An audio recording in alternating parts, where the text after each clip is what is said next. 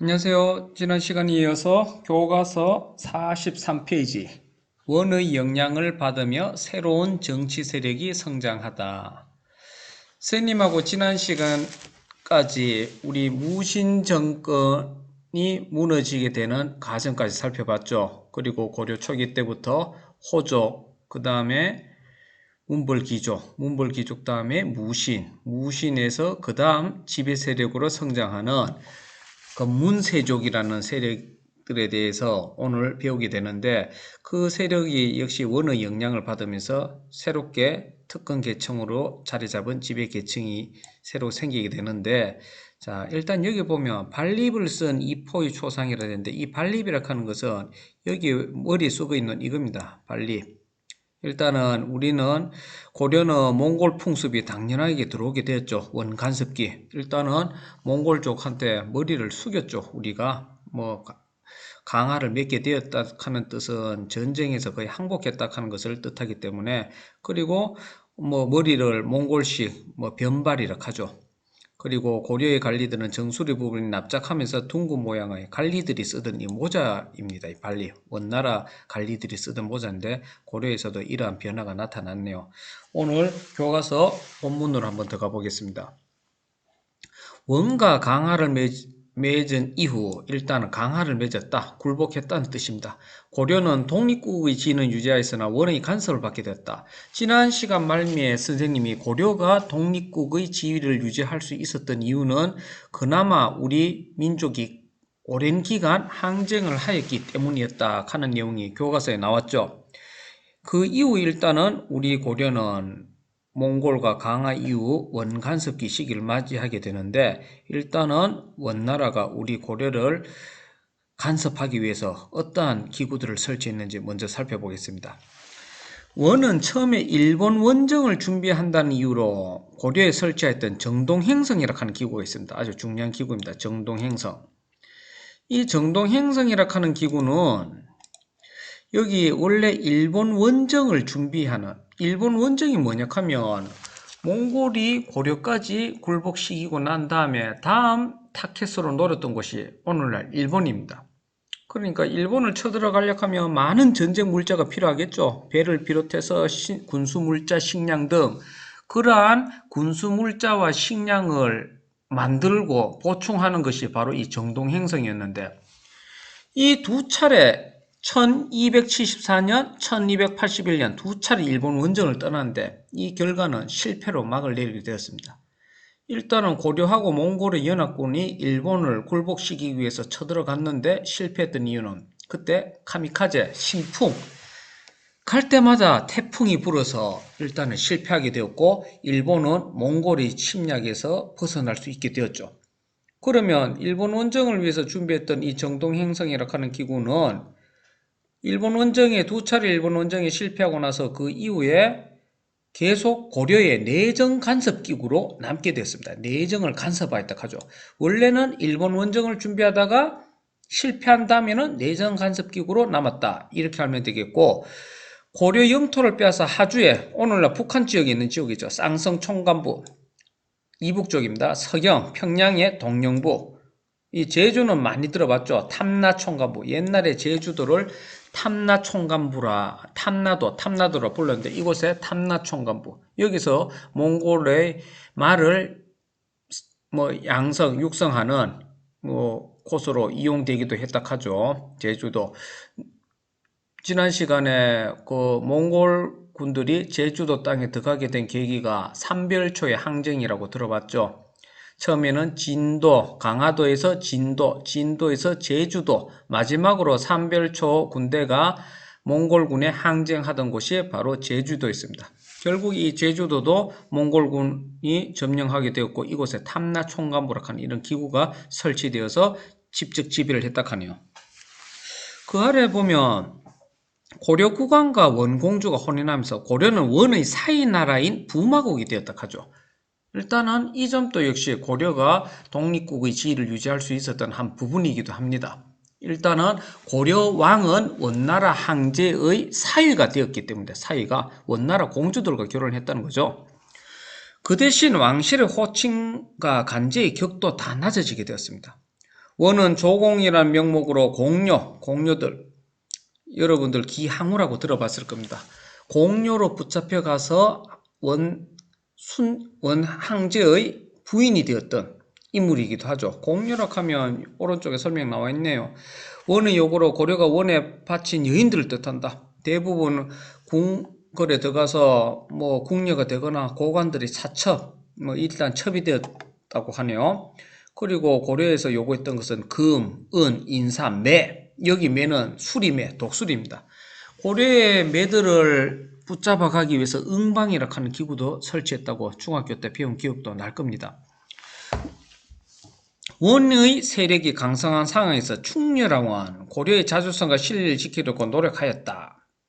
원에 협조하는 모습을 보면서도 부마의 지를 이용하여 원관리의 행포를 막았다. 고려 국왕이 정동행성의 장관을 겸하게 해달라고 요청하여 성사시켰고 동령부와 탐라총관부도 돌려받았다. 충렬왕은 이런 나름대로 고려의 지위를 좀 획득하기 위해서 이런 노력도 좀 했네요. 그런데 여러분들 고려시대 때 충자 돌림 왕이 충렬, 충선, 충숙, 충해, 충목, 충종왕 총 6왕이 있는데 이 6 충자 돌림 왕은 역시 원간섭기 때 왕으로 보면 될 겁니다. 이 충이란 뜻이 원나라에 충성하라 하는 뜻에서 이렇게 내려진 왕 호칭입니다. 그러나 충렬왕 이후에 자주적 외교가 약화됐고 원에서는 고려 국왕을 마음대로 임명하거나 교체하기도 했다. 이에 따라 원간섭기에 고려는 중국을 중심으로 하는 국제질서에 포함되었다. 일단은 충렬왕 때 반짝 이런 모습이 보이기도 했으나 그 이후에 충선, 충숙, 충해, 충목왕 그런 시기 때는 상당히 원의 간섭을 받는 그런 어려운 시기에 있었습니다. 원간섭기의 고려 국왕 칭호가 간제도 전부 다 이제 다운되게 되죠. 이렇게 원간섭기 이전에는 고려는 항제국처럼 폐하락하는 호칭을 썼으나 원간섭기 때는 전하, 태자도 세자, 조선시대 때도 명예 사대를 했기 때문에 세자는 칭호를 썼죠. 그리고 원래 당나라의 삼성 육부 시스템을 땄던 그 시스템이 원나라 간섭기 때는 중서문화성하고 상서성이 합쳐서 첨입으로 통합되네요. 이부와 예부도 전부 이렇게 명칭이 바뀌기도 하였네요. 자, 이런 점들도 한번 읽어보고 44페이지로 넘어가겠습니다. 44페이지. 44페이지 먼저 지도를 한번 볼게요. 아까 여기 하주 지역에 쌍성총관부, 여기 서경에 동령부, 원나라가 설치했던 기구라 했죠. 이곳을 직접 다스리기 위해. 여기서 공민왕이라 하는 인물이 등장하는데 공민왕이 14세기 중반에 즉위하는 왕인데 이제 이때부터 고려는 이제 원간섭기로부터 벗어나려는 모습이 보이기 시작합니다. 원간섭기 때 선생님 이야기했죠. 무신들이 무너지고 그때부터 이제 지배계층으로 등장했던 종이 치네요. 좀 이따가 하겠습니다. 원간섭기 고려에서 건문세조, 그러니까 무신들이 무너지고 나서 원간섭기 때부터는 이 건문세족이는 한마디로 친원세력이라 보면 되겠습니다. 친원세력. 새로운 지배세력이 등장하였다. 건문세족은 친원적 성격이 강하였고 역시 음서를 통해 간직에 진출하여 도평의사사를 장악했습니다. 도평의사사가 가장 핵심 정치 기구였다고 보면 되겠습니다. 막대한 농장을 소유했다.